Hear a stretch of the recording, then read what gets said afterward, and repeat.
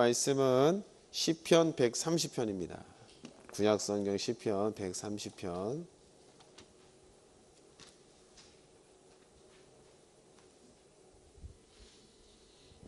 1절부터 끝절까지 말씀 우리 함께 합독하시겠습니다. 다 찾으셨나요? 같이 읽겠습니다. 시작. 여호와여, 내가 깊은 데서 주께 부르짖었나이다. 주여, 내 소리를 들으시며 나의 간구하는 소리에 귀를 기울이소서. 여호와여, 주께서 죄악을 감찰하실진대 주여 누가 서리이까? 그러나 사유하심이 주께 있으면 주를 경외케 하심이니이다. 나 곧 내 영혼이 여호와를 기다리며 내가 그 말씀을 바라는도다. 파수꾼이 아침을 기다림보다 내 영혼이 주를 더 기다리나니 참으로 파수꾼의 아침을 기다림보다 더하도다. 이스라엘아, 여호와를 바랄지어다. 여호와께는 인자하심과 풍성한 구속이 있음이라. 저가 이스라엘을 그 모든 죄악에서 구속하시리로다. 아멘. 우리 옆에 분과 한번 인사 나누겠습니다. 잘 오셨습니다. 큰 은혜 받으세요. 한 주간 잘 지내셨습니까? 날씨가 그냥 춥다 또 오락가락 하는데 건강한 모습으로 만나뵙게 되어 참 감사합니다. 자, 오늘은 시편 130편 말씀을 통해 기다림이라는 제목을 함께 은혜를 나누겠습니다. 현재 우리가 지내고 있는 교회력의 절기는요, 주보의 맨 앞에 나와 있습니다. 대강절이라고 했죠. 대강절. 이 대강절은 교회력의 가장 첫 시작이기도 해요. 그게 뭐냐면 예수의 오심을 기다린다. 그래서 대강절 또는 대림절이라고도 불려지죠. 그래서 여기서의 핵심 포인트는 예수가 오시는 것을 기다림입니다. 기다림. 그래서 오늘 설교의 제목도 기다림인데, 여러분들이 이 내용을 통해 좀 건강한 기다림을 해낼 수 있기를 믿음으로 축복합니다. 여러분 많이 기다려 보셨죠? 저도 많이 기다려 봤습니다. 아이들 키우면서 느끼는 게, 아이들은 날짜 세는 걸 참 좋아하더라고요. 우리 5번만 자면은 어디 간다. 4번만 자면은 케이크를 만든다. 3번만 자면은 놀러 간다. 그들에게는 항상 이 날짜 세는 거, 오늘 몇 밤 잤지? 몇 번째야? 이 날짜를 꼬박꼬박 세요. 그리고 지금도 날짜를 세고 있습니다. 아이들에게 대강절의 의미는 어떤 의미가 있을까요? 크리스마스 선물 타는 의미가 굉장히 크더라고요. 예수도 필요 없고요. 전혀 몰라요. 그냥 오로지 선물. 과연 내게 어떤 선물이 올 것인가? 산타 할아버지 내게 무슨 선물을 주실 것인가? 이것 때문에 엄청 손꼽아 날짜 세면서 기다리고 있습니다. 저도 군에 있을 때 많이 기다려 봤는데, 군에 있을 때 가장 기다렸던 게 뭐냐면 첫 휴가 나갈 때, 그리고 첫 통화할 때, 그리고 처음으로 제복을 입을 때, 정복이라고 하죠 저희는. 그걸 입을 때가 가장 기다려지고 잊을 수 없는 순간이기도 합니다. 왜냐? 이 처음에 시작되는 그 기다림이 막 설레이잖아요. 설렘도 있고 가슴 떨림도 있고.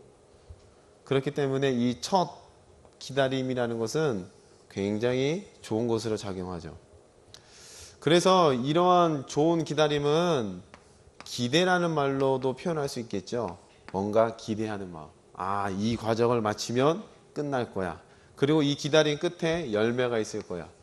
그런 것들을 우리는 기대라고 하고, 이러한 것은 기다림들은 참 우리의 삶의 건강으로 작용합니다.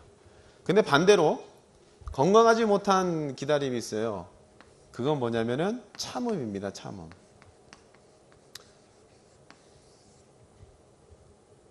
밑도 끝도 없는 기다림. 답이 안 나오는 기다림. 그리고 답을 알 수 없고 불확실한 미래가 기다려지는 기다림은, 그 기다리는 시간도 고통스러울 뿐만 아니라 그 끝에 가서도 엄청나게 힘든 일들을 겪게 되죠. 예를 들면 위독해서 이제 수술에 들어갔어요. 여러분 수술방 앞에서 기다려 보신 경험이 있으세요? 저도 한번 있거든요. 예전에 저희 어머니가 이렇게 수술방에 들어가셨는데, 그 앞에서 기다리는 그 시간이 참 시간이 안 가더라고요. 팔을 뭐 절단해야 된다, 장애인 된다, 이런 이야기를 들으면서 수술방에 들어갔는데 그 시간을 견디기가 참 힘들더라고요. 그러니까 여러분 나름대로 이런 기다림들이 있을 겁니다. 자, 오늘 성경에도 보면은 요 기다림을 두 가지로 다 느껴본 사람이 한 사람 있어요. 그게 누구냐면 우리가 잘 아는 이제 아담이라는 사람을 한번 찾아보겠습니다. 하나님께서 태초에 천지를 창조하시고 아담을 두셨습니다. 아담이라는 사람을 두셨을 때 성경은 하나님, 우리가 우리의 형상과 모양을 따라 사람을 만들자라고 얘기해서 아담을 만드셨어요. 그리고 하나님의 형상과 모양을 따랐기 때문에 이 아담이란 사람은 하나님께서 만드신 그 땅, 이 피조 세계, 우주를 포함한 모든 이 땅의 세계에 대한 대리자로, 통치자로 아담은 서 있을 수가 있었고, 실제로 이 엄청난 크기의 지구를 다스리는 행위도 가능했다는 겁니다. 자, 한번 성경을 찾아볼게요. 창세기 1장입니다. 시편을 잘 접어두시고요.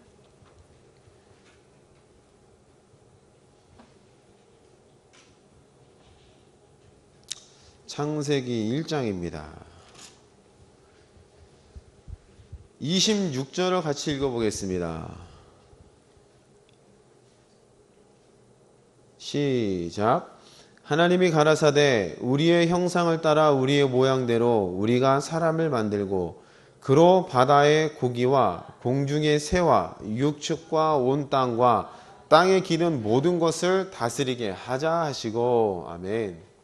하나님의 계획은 자기의 형상과 모양을 따라 사람을 만들고 이 모든 것들을 뭐 하게요? 다스리게 하기 위해 만들었다. 그럼 사람이 이 땅에 아담이 존재하는 목적은 뭐냐면은 이 땅을 다스리는 것. 그리고 아담은 실제로 이 땅을 다스릴 수 있어야 하나님의 뜻이 이루어졌다고 볼 수가 있겠죠. 그러면은 이 지구라는 것은 둘레가 굉장히 크잖아요. 우리가 걸어서도 엄청난 거리를 걸어가야지만 한 바퀴 돌 수 있잖아요. 비행기를 타도 꼬박 이틀을 돌아야 되고. 자, 그러면은 요 시간 동안 이 거리를 아담은 극복해냈느냐는 거죠. 근데 성경을 보면 자세한 내용은 나와 있지 않지만 여러 가지 성경적인 근거를 통해서 실제로 이 다스림의 행위가 나올 수 있겠다는 것을 이미 우리는 알고 있어요.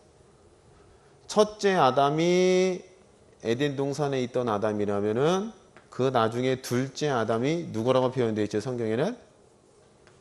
그렇죠. 예수 그리스도가 되어 있죠. 예수님께서 이 땅에 오셔서 육신의 몸을 입으시고 십자가에서 세상죄를 짊어지시고 죽으셨어요. 그리고 죄가 없는, 사망이 없는, 더 이상 사망에 간섭할 수 없는 부활하신 몸이 되자 성경에는 어떻게 예수님께서 움직이셨대요? 첫 번째로 사방에 닫혀 있는 그 제자들이 모여 있는 방 한가운데에 호련히 나타나셨더라. 두 번째, 엠마오로 가는 두 제자와 함께 이야기 나누다가 구약 성경을 들어서 예수가 누구인지를 증명해 주니 이 두 제자의 마음이 뜨거워짐을 깨닫고 예수라는 것을 알자마자 예수가 사라지셨어요. 세 번째, 빌립이라는 집사가 에디오피아 내시에게 광야에서 세례를 주었습니다. 그리고 세례를 받은 뒤에 이 내시가 고개를 들어보니 빌립이 없어요. 그리고 그 다음에 빌립이 그 다음 절에 뭐라고 되어 있어요? 어디에 나타났대요? 아소도에 나타나. 그러면 이런 세 가지의 어떤 성경적인 근거로 봤을 때에 죄가 없고 하나님의 형상이 온전히 사망의 그림자가 엄습하지 못하는 하나님의 모양을 이룬 자들의 움직임들이 보편적이지는 않지만 시간과 공간과 물리의 법칙을 초월할 수 있다는 게 되겠죠. 자, 그러면 아담이 하나님의 형상과 모양을 따라서 지음받은 그 순간에 사망은 깔려 있지만 사망이라는 한 단어 가운데에 갇혀 있는 상태가 되는 거고, 그 이전에 생명의 세계에 머물렀던 아담은 하나님의 형상과 모양을 가졌기 때문에 시간과 공간과 어떤 물리적인 법칙이 적용되지 않기 때문에 이 땅을 온전히 다스릴 수가 있었다는 겁니다. 이해가 되시죠? 만약에 하나님께서 다스리게 하자 하시고 사람을 만들어 놓고 아담이 실제로 다스림의 행위가 없다면은 요 성경의 말씀은 그냥 글로서만 존재하는 게 되겠죠. 근데 성경을 여기저기 찾아봤을 때의 아담은 그냥 사람으로만 존재한 게 아니라 하나님의 대리자로 이 땅을 다스리고 이 땅을 통치하고 있었다라는 겁니다. 자, 그러면 이 세계를 우리는 간단하게 줄여서 이제 복잡하니까 생명의 세계로 이제 불러보죠. 생명의 세계 가운데에 놓여 있는 이 아담에게는 하나님의 형상과 모양을 갖고 있기 때문에 지혜, 지식, 어떤 육체적인 모든 부분에서 온전한 기능을 다 발휘할 수 있다고 또 볼 수 있겠죠. 우리로서는 측량할 수 없겠지만, 그럼 지혜와 지식과 이런 어떤 육체적인 부분에서 제한받지 않고 이 모든 것들을 온전히 구현해낼 수 있는, 표현할 수 있는 상태였다면 요 상태에 있을 때에 선악과를 먹게 되죠. 그럼 선악과를 먹을 때에 누가 먼저 꼬셨나요? 창세기 3장에 보면은 가장 강교한 뱀이 먼저 등장하죠. 그리고 이 뱀이 누굴 먼저 꼬셔요? 하와를 꼬십니다. 그리고 하와가 뱀이 하는 좀 헷갈리는 말들을 몇 번 해요. 정말로 이 모든 나무 실과를 먹지 말라고 하느냐, 이런 식으로 접근하면서 하와로 하여금 하나님의 말씀, 선악과를 먹으면 죽는다라는 하나님의 계명에서 벗어나게 만들어서 결국 선악을 따먹는 일을 저지르게 합니다. 요 상태까지만 딱 보자고요. 그럼 요 상태가 딱 되었을 때에 아까 아담은 하나님의 형상과 모양을 갖고 있다고 그랬죠. 그럼 형상과 모양을 가진 자가 지혜의 부분, 지식의 부분, 어떤 육체적인 부분에서도 온전한 모습이라는 거예요. 그럼 요 상태의 사람이 이제 영적으로 죽은 이 하와, 선악과를 먹으면 그 즉시로 죽게 되죠. 뭐 효력이 뭐 3시간 있다가 이렇게 발생되는 건 아니잖아요. 먹은 즉시 영적 생명이 죽는 거 아니겠어요. 그럼 요 상태의 하와를 아담이 하와를 봤을 때에 죽었다 살았다라는 것을 알까요, 모를까요? 알겠죠. 왜? 지혜와 지식과 어떤 육적인 부분에서 온전한 하나님의 형상을 닮아 있기 때문에. 그러면은 하와가 건네주는 이 선악을 알게 하는 나무의 열매를 먹으면 아담 자신이 어떻게 된다는 것도 이미 알까요, 모를까요? 안다는 거예요. 그럼 여기서 우리가 한 가지 중요한 사실을 알게 되죠. 아담은 결코 하와에게 속아서 먹은 게 아니라 알면서도 선악을 알게 하는 나무의 열매를 먹어줬다는 것을 우리는 알 수가 있는 겁니다. 그렇기 때문에 부부관계에 있어서 에베소서 말씀에 그런 말씀을 했잖아요. 예수 그리스도가 이 땅 가운데 오셔서 사랑하신 것처럼 아담, 남자는 여자를 사랑하라 이야기하고 있어요. 그 말은 여자의 상태가 어떤지 뻔히 알매도 불구하고 남자는 아담처럼 알면서도 먹어줄 수 있는 그러한 신앙의 모습을 구현해내야 된다. 이게 에베소서의 말씀이 되겠죠. 이해가 되시나요? 그래서 반대로 여자들에게는 뭘 요구해요? 너희는 이 남자를 사랑하되 누구처럼 사랑하라고요? 그렇죠. 주님처럼. 그러면 서로 간에 누가 더 좋다 나쁘다 할 수가 없겠죠. 여자는 주님처럼 남편을 사랑하고 남자는 여자를 주님처럼 섬기며 사랑해 준다면 그 가정이 온전한 가정이 되겠죠. 이해가 되시나요? 자, 그러면 여기서 우리가 이제 아담이 여기까지 잘 알아요. 근데 여기서 한 단계 더 깊이 들어가 보자고요. 아담이 이러한 생명의 세계와 지식의 세계에 있을 때에 하와라는 자기의 사랑하는 내 뼈 중에 뼈요 살 중에 살이라는 여자가 건네준 이 선악의 열매를 알아보고 먹으면 그 결과가 어떻다는 것을 알겠죠. 근데 여기서 성경에 정확히 나와 있지는 않아요. 근데 성경적으로 봤을 때 세 번째를 더 깨달을 수 있었을 것 같아요. 그게 뭐냐? 이 먹음으로써 내가 죽는다. 여기서 끝나는 게 아니라 하나님은 이 이후에 뭔가 구원의 일들과 구원의 계획들을 반드시 실행하실 거다라는 것까지도 알까요, 모를까요? 저는 알았다고 봐요. 이해가 되시나요? 왜냐? 지금부터 그 이유를 이제 차근차근 설명을 드릴게요. 아담이 이제 족보를 봅시다. 족보에 뭐라고 설명하느냐? 족보 창세기 5장을 보세요.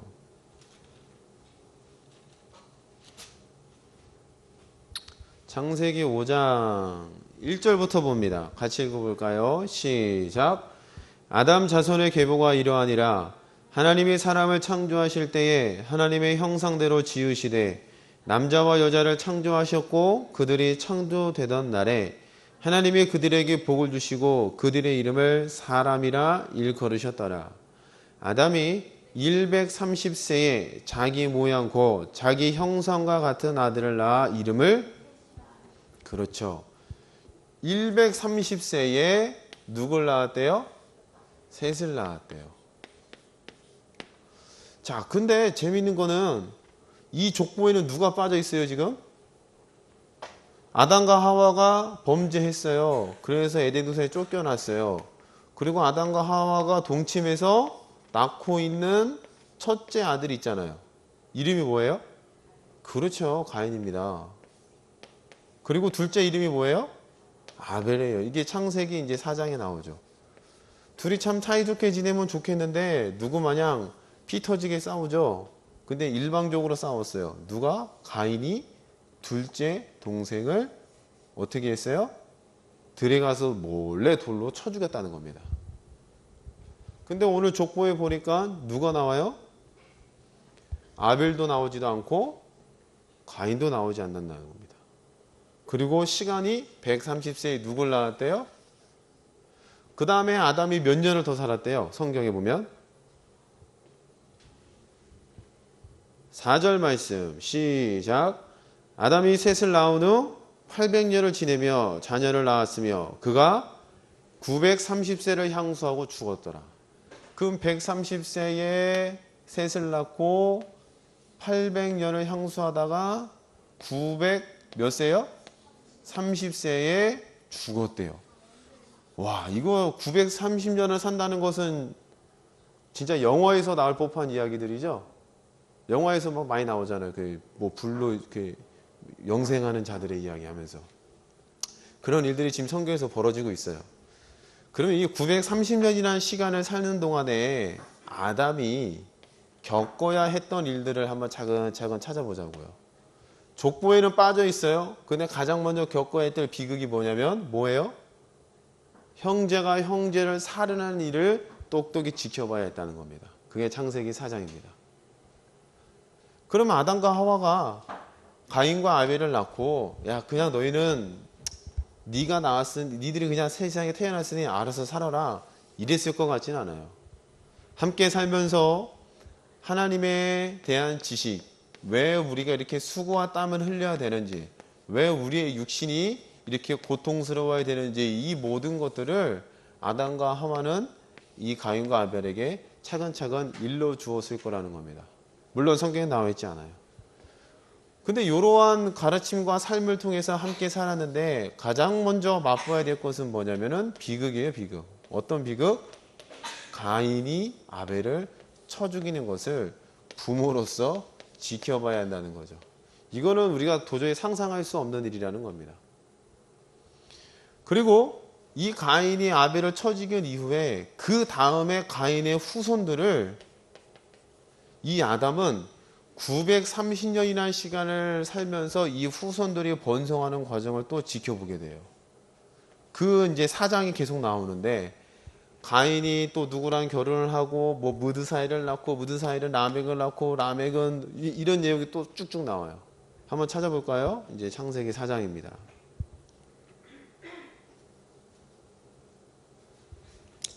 창세기 4장 16절입니다. 16절.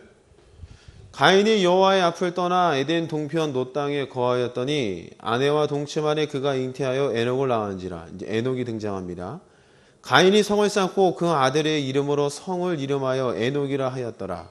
에녹이 이랏을 낳았고 이랏은 무후야엘을 낳았고 무후야엘은 무드사엘을 낳았고 무드사엘은 라멕을 낳았더라. 라멕이 두 아내를 취하였으니 하나의 이름은 아다요 하나의 이름은 실라며 야다는 야발을 낳으니 그는 장막에 거하여 육축 치는 자의 조상이 되었고 그 아우의 이름은 유발이니 그는 수군과 퉁소를 잡는 모든 자의 조상이 되었으며 22절 실라는 두발가인을 낳았으니 그는 동철로 각양 날카로운 기계를 만드는 자요 두발가인의 누이는 나아마이었더라. 23절 라멕이 아내들에게 이르되 아다와 실라여 내 소리를 들으라. 라멕의 아내들이여 내 말을 들으라. 나의 창상을 인하여 내가 사람을 죽였고 지금 라멕이 하는 이야기입니다. 사람을 죽였대요. 나의 상음이 인하여 소년을 죽였도다. 가인을 위하여 벌이 7배일진데 라멕을 위하여 벌이 몇 배래요? 이건 무슨 내용이냐면은 가인의 후손에 있는 그 라멕의 후손들 중에 누군가 양철 각야 날카로운 기계를 만드는 자들이 포함되어 있었죠. 그걸 가지고 지금 라멕이 나는 소년을 죽였대요. 그리고 가인은 벌이 7배래요. 형제를 죽인 벌이 7배. 근데 자기는 벌이 몇 배라고 그랬어요? 77배라는 그 말은 가인이 아벨을 죽였던 이 사건보다도 라멕이 누군지는 정확히 기록되어 있지 않지만 소년들, 기타 다른 사람들을 죽인 일이 더 크다는 겁니다. 이해가 되세요? 그러면 이 모든 과정을 지금 930년 동안 살고 있는 아담은 봤다는 거예요. 내 후손이 하나님의 말씀에 따라서 생명의 길로 쭉 나가면 좋은데 자꾸 어디로 가고 있어요? 사망의 길로 점쳐지고 있다는 겁니다. 눈을 돌려보니 첫째 아들이 둘째 아들을 죽여놓고 있고 또 시간을 지르서 보니 그의 후손들이 뭘 하고 있어요? 사망의 일들, 그 본질의 어둠의 일들을 계속 해가고 있다는 거죠. 그럼 이때에 아담이 견뎌야 하는 시간은 고통스러웠을까요? 행복했을까요? 성경은 나와 있지 않아요. 근데 우리가 추측해 보건대 좋지만은 않았을 것 같습니다. 왜요? 눈만 돌리면, 고개만 돌리면 죄다 사망과 어둠의 일들밖에 보이지 않기 때문에. 그럼 이때 아담이 바랬던 기다림이 있겠죠. 어떤 기다림이 있을까요? 이것을 보고 싶지 않은 기다림도 있었겠죠. 왜 우리도 살다 보면 쉽게 얘기하잖아. 아휴, 빨리 어디 가야죠? 어디 가요? 내가 빨리 천국 가야지 이런 얘기 안 하세요? 그러다가 실제로 천국 가는 상황이 발생되면 오씨, 나 좀 이따 갈래. 막 그러잖아요, 사람들이. 우리 신앙의 현지수가 그렇습니다. 말로는 그냥 빨리 천국 가야지 막 김장하면서 그래요, 아줌마들이 시골 가니까. 그런데 막상 아파서 죽으려고 그러면 어떻게 해요? 득달같이 병원 찾아가고 약 먹고 챙겨 먹고 다 해요. 뭐가 좋은지 찾고. 그러니까 뭔가 우리는 상반되는 삶을 살고 있어요. 그럼 아담이 930년 동안 이 시간을 어찌 보면은 참고 견뎠을 수가 있겠죠. 즐거웠을 것만 같지는 않습니다.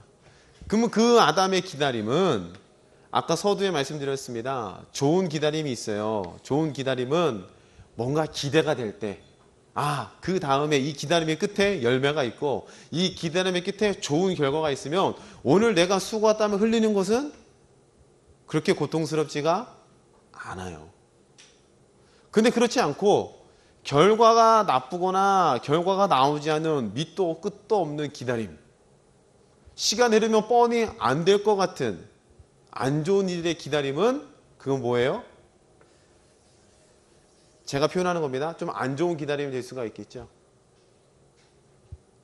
그것을 우리는 애써 억누르는, 참다라고 표현할 수 있겠죠. 뭔가를 억눌러요. 그럼 아담이 이 시간 동안에 자기의 후손들이 사망의 일로 점철되는 것들을 볼 때에 기대함보다도 참는 일들이 더 많았겠죠. 애써 억눌러야 됩니다. 잃어버렸던 에덴 동산, 하나님으로부터 외면, 그 모든 것들을 또한 사망의 일들이 펼쳐지는 것들을 보면서 계속 그는 억눌러 했다는 거죠. 근데 오늘 족보에 보니까 몇 세예요? 130세에 누굴 낳았다고요? 이것을 창세기 4장에는 이렇게 말씀합니다. 다시 이제 창세기 4장을 보세요. 가은의 자손에 대한 이야기가 끝난 이후에 25절입니다. 25절 같이 읽어볼까요? 시작. 아담이 다시 아내와 동침함에 그가 아들을 낳아 그 이름을 셋이라 하였으니 이는 하나님이 내게 가인의 죽인 아벨 대신에 다른 씨를 주셨다 함이며 셋도 아들을 낳고 그 이름을 에노스라 하였으며 그때 사람들이 비로소 그렇죠. 그러면은 셋을 낳기 이전의 시간들, 백연의 시간들, 그 이후에 가인의 시간들 뭔가 그래도 겹치는 부분이 있겠죠. 그 시간 동안에 아담은 참는, 견디고 억누르는 기다림이 있음과 동시에 기대하는 기다림도 공존하고 있었다고 볼 수가 있겠죠. 이해가 되십니까? 깨달아지세요? 자, 그럼 아까 아담이 선악과를 먹기 직전의 상태를 잠깐 설명드렸어요. 어떤 상태였죠? 하나님의 형상과 모양과 하나님의 지식을 갖고 있었던 그 시기라고 말씀드렸죠. 그럼 그때에 내가 선악과를 먹으면 이것으로 이 세계가 끝난다. 그게 아니라 하나님의 지혜와 지식을 닮아 있다면 그 이후에 벌어지는 일들, 하나님께서 어떻게 우리를 다시 한번 생명의 세계로 불러들일 것인가에 대한 일들을 뭐 정확히 명쾌하게는 뭐 잘 모르겠어요. 그런데 어렴풋이나마 아담은 알고 있었을 거라고 추측해 볼 수 있습니다. 이해가 되세요? 왜냐?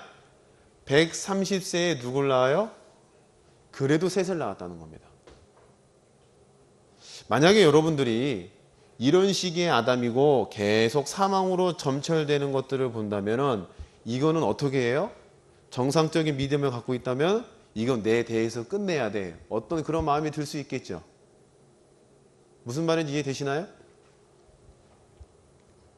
어려우세요? 동체 이제 진짜 표정 알 수 없어요. 오늘은 이해를 하시는 건지. 나쁜 일들은 내 대에서 끝내는 게 보통 부모들의 심정 아니겠어요? 아닙니까? 가난한 것도 내 대에 끝나야 돼. 못 배운 것도 내 대에 끝나야 돼. 그래서 뭐 자녀들에게 엄청 투자하잖아요. 너희들은 이것을 물려주기 싫다. 그런 정서들은 아담에게 적용되어 볼 때에 사망으로 점철되어지는 이 후손들을 볼 때에 더 이상 자손을 낳고 싶은 마음이 있겠어요? 없겠어요? 저 같아도 없겠어요. 그런데 130세에 또 누굴 낳아요? 셋을 낳았다. 그 말은 단순히 아담과 하와 동침해서 아이를 낳았다 이 정도로 끝나는 것이 아니라 아까 기대를 두 가지로 설명드렸어요. 하나는 기다림, 하나는 기대, 뭔가를 소망하면서 인내하는 것들, 하나는 애써 참음, 억누름, 견뎌내는 것들. 아마 이 130세에 셋을 낳겠다는 그 말은 이 전자, 곧 하나님께서 이 사망으로 끝내지 않고 선악과를 먹기 직전에 아담에 있었던 지혜로 깨달은 바 뭐예요? 하나님의 구원의 계획들. 할렐루야. 이 세계를 결코 버리지 않겠다는 하나님의 마음. 할렐루야. 자기에게 가죽옷을 입혀서 두루도는 화양검으로 우리를 막았던 그 근본적인 이유. 할렐루야. 그 모든 것들이 아담에게 기억이 되고 깨달아졌다면은 이것으로 끝나지 않고 반드시 하나님은 생명의 역사를 이어가실 거라는 믿음과 소망으로 누굴 낳아요? 셋을 낳아요. 근데 공교롭게도 이때에 뭐래요? 비로소 사람들이 그때에 누굴 불렀더라? 그러면 셋을 낳음을 통해서 아담은 뭔가 이 기다리고 있어요. 뭐? 기대하는 기다림이 바뀌었다는 겁니다. 무슨 말인지 이해되셨어요? 우리도 그렇잖아요. 인생을 살아가면서 기대하는 데가 있고 때로는 애써 억누르는 참음이 있지 않습니까? 여러분 직장생활 하시죠? 누굴 위해서 하십니까? 돈을 버시잖아요. 가족을 위해서, 가정을 위해서, 나를 위해서 직장에서 일을 합니다. 그럼 직장에서 일을 할 때에 기대하는 바가 있어요. 뭘요? 내가 열심히 일을 해서 성공해. 뭔가 인정받는 것들, 나의 영역을 사람들이 인정해 줬을 때에 그런 기대감으로써 진급되는 것으로, 월급이 확대되는 것으로, 직위가 올라가는 것으로 기대해 볼 수가 있다는 거예요. 그런데 반대로 직장 생활에 그렇게만 되면 참 좋은데 어느 때는 위기의 순간이 찾아오잖아요. 애써 억누르면서 참아야 할 때가 있어요. 확 다 때려치고 싶은데 누굴 위해서 참아요? 우리 새끼들 때문에. 내가 당장 때려치면 내 기분과 내 생각과 내 자존심 위해서는 이 불합리한 모든 것들을 다 집어치우고 그냥 뛰쳐나오면 편해요. 그런데 누굴 위해서 참아요? 내 딸린 식구들 때문에 억누르고 참고 그것을 견딜 수가 있다는 거예요. 그럼 그것 역시도 뭐예요? 기다림에 속하는 거 아니겠습니까? 아담 역시도 사망의 세계를 서러진 이후에 요 두 가지의 기다림이 항상 공존하고 있었다는 거예요. 이해가 되십니까? 그럼 130세에 셋을 낳고 그때 비로소 하나님이를 불렀더라. 그럼 그 마음 가운데에 사망으로 떨어지기 직전에 깨달았던 하나님의 지혜, 그 구원의 지식들, 하나님의 구원의 경륜들이 기억에 남고 그것들이 믿어져서 거기에 한 가닥 소망을 가졌다는 거죠. 할렐루야.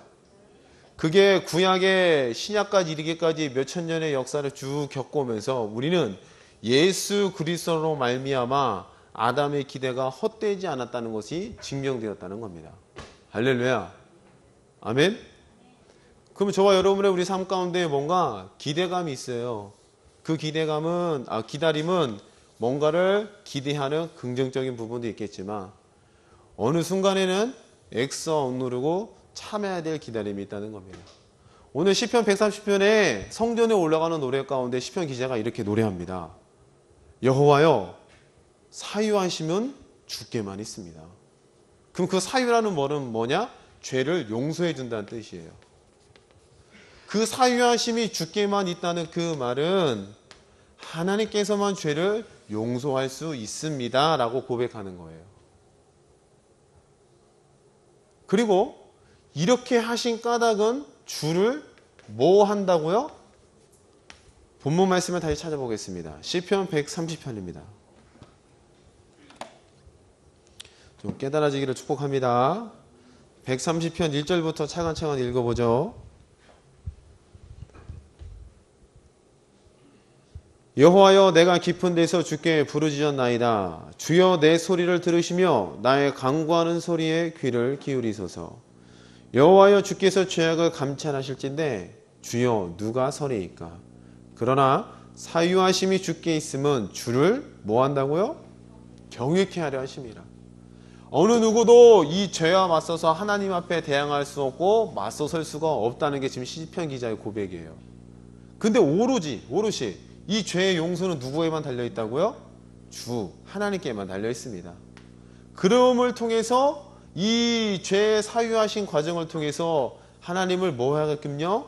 경외하는 자리로 하는 게 바로 하나님의 뜻인 줄을 내가 깨달았습니다 라고 지금 시편 기자가 노래하고 있다는 거예요. 5절 말씀을 같이 크게 읽어봅니다. 시작. 나 곧 내 영혼이 여호와를 기다리며 내가 그렇죠. 그 말씀을 항상 목마르게 애타게 기대하고 있습니다. 아멘. 그 말씀이 내게 이루어질 때 죄 용서가 되고 죄 용서가 됐을 때 나에게 둘러싸고 있던 사망의 그림자가 떠나며 사망의 그림자가 떠나는 과정을 통해 하나님만이 이 일을 하실 수가 있군요. 하나님의 말씀이 이 일을 이루어 주셨군요 라고 하나님을 뭐 한다고요? 경외한다는 거예요. 경외라는 뜻은 여러분 아시잖아요. 경외가 무슨 뜻이에요? 두렵고 떨림으로 하나님을 섬긴다는 게 사전적인 의미예요. 그런데 우리가 성경 여러 곳을 찾아봤을 때에 단순히 그것으로만 끝이지 않고 하나님의 말씀을 100% 뭐 한다고요? 신뢰하는 상태가 하나님을 경외하는 거라는 겁니다. 이해가 되십니까? 그 자리로 불러들이는 그곳이 바로 믿음의 자리요. 아멘. 그 자리가 바로 생명의 자리요. 아멘. 아담과 하와가 사망으로 떨어진 이후 930년간을 살면서 이런 기대감도 있고 어떤 애써 억누르는 참음도 있지만 그 가운데에 한 줄기 소망의 빛이 바라보고 그것을 놓치지 않았던 그 기대감이 예수 그리스도를 믿는 자리로 이어져 왔다는 것이죠. 할렐루야. 깨달아지시나요? 오늘 저와 여러분의 마음 가운데 하나님의 말씀에 이 한 가닥이 믿어져서 애써 억누르는 삶 가운데에 기대감으로 바꿀 수 있는 믿음의 소유자가 되기를 축복합니다. 아멘. 그냥 견디는 거라면 가정생활 견딜 수가 있어요. 직장생활 견딜 수가 있습니다. 그 견디는 게 애써 억누르면서 기대감으로 표현할 수 있겠죠. 근데 그게 아니라 우리는 한 가닥의 소망, 한 가닥의 말씀, 그 빗줄기 대신 예수 그리스도의 복음의 빛을 따라서 애써 억누르고 참는 게 아니라 뭘 하는 거예요? 기대하는 자로 서 있다는 겁니다. 아멘. 여러분의 좀 삶 가운데 내용들을 기대함으로 바꿔내시기를 축복합니다. 참고 억누르고 견디는 게 아니라 기대하는 걸로. 주님의 말씀을 제가 믿습니다. 하나님께만 믿습니다. 주의 말씀이 내 삶 가운데 반드시 존재가 되어 나타날 줄로 믿습니다. 할렐루야. 오늘 우리가 대강절을 애타게 기다리는 게 뭐예요? 대강절. 이 아담의 기대가 헛되지 않았다는 것들이 확증되는 시기가 바로 대강절이잖아요. 할렐루야. 얼마나 감사해요. 930년간의 그거 사망으로 점철되어진 그 모든 기간들을 살면서 아담은 한 가닥의 소망을 끈을 놓지 않았다는 겁니다. 하나님은 우리를 결코 외면치 않으시고 버리시지 않는다. 반드시 우리를 구원하시고자 하나님의 구원의 경륜, 비록 내가 지금은 영적으로는 죽어있는 상태잖아요. 아담이. 그렇죠? 그 상태에서 제한된 지식과 제한된 것을 갖고 있지만 그래도 뭔가는 명쾌하게 설명을 낼 수는 없지만 요 구원의 빗줄기, 한 가닥의 구원의 소망은 놓치지 않았다는 거예요. 그리고 시간이 흘러서 몇천 년이 흘러서 하나님은 이 한 가닥의 빗줄기가 거대한 광명과 빛으로 드러나게 해주셨다는 겁니다. 아멘. 더 이상 사망과 어둠과 어둠의 그림자에서 종노릇하고 매맞고 쓰러지고 조롱당하는 자리가 아니라 그들을 향하여 조롱할 수 있고 그들을 향하여 당당히 설 수 있고 그들을 향하여서 명령할 때에 어둠이 물러가는 하나님의 놀라운 자녀, 이 신분으로 우리를 바꾸어 주셨다는 거죠. 할렐루야. 여러분의 대강절기를 보낼 때 이런 것들을 좀 마음 가운데 깊이 묵상하면서 보내시기를 축복합니다. 그리고 나의 기다림이 애써 억누르고 참느냐? 이건 나중에 병이 돼요. 육신으로도 병이 와요. 그러니까 요즘 병원 가면 답이 다 똑같다면서요. 배가 아파요. 뭐 때문에 그런다고요? 스트레스. 머리털이 빠져요. 뭐 때문에 그렇다고요? 스트레스. 암이 왔어요. 뭐 때문에 그렇다고요? 뭐 하면 다 스트레스래요. 스트레스. 그 스트레스, 그 긴장감들을 뭘로 바꿔나가셔야 돼요? 기대감으로. 말씀에 대한 기대감. 주의 언약은 반드시 불변치 않으시고 1.1획도 이 말씀에서 빼거나 더할 수가 없다고 하셨잖아요. 그 한 가닥의 구원의 일들을 하나님께서는 시간이 흘러서 예수 그리스도라는 것으로 완성해서 오셨다는 거예요. 아멘. 그리고 오늘 우리는 그것을 누리는 자로 마음껏 생명의 새가 펼쳐진 자로 이 자리에 서 있다는 겁니다. 그 자리에 서 있는 우리들의 마음 가운데에 애써 억누르고 참고 인내하고 견디는 거, 이것으로만 머무르지 마시고 어디로 가셔야 돼요? 기대감으로 기다릴 수 있는 저와 여러분 되기를 소망합니다. 그래야 좀 건강한 기다림이 될 줄로 믿어요. 병들어 있고 힘든 기다림으로 머물러 있지 마시고 건강한 기다림 가운데 하나님의 말씀을 손으로 만진 바 되어 나타날 수 있는 우리 하나님 교회의 성도 여러분 되기를 주님으로 축복합니다. 아멘. 우리 누가복음을 한번 찾아볼까요? 누가복음 2장에 보면은 요 기다림에 대해서 정수를 보여준 한 사람이 딱 등장해요. 누가복음 2장을 보겠습니다. 22절부터는 천천히 볼까요? 22절. 누가복음 2장 22절. 모세의 법대로 결례의 날이 참에 아기를 데리고 예루살렘에 올라가니, 여기서 말하는 아기는 예수 그리스도의 아기를 뜻합니다. 이는 주의 율법에 쓴 바 첫